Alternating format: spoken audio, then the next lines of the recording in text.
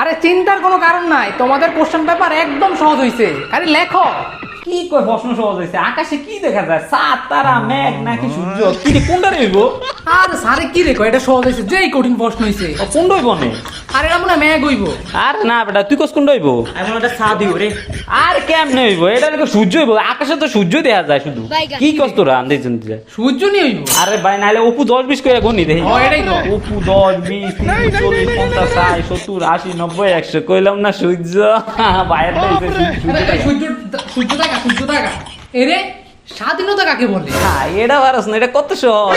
পরীক্ষা শেষ হওয়াকে স্বাধীনতা বলে। এরে তোর মাথা তো অনেক বুদ্ধি রে। লেখ ভূগোল কাকে বলে এটা তো ভাবতাছি না রে। আরে বেটা এটা তো অনেক বড়।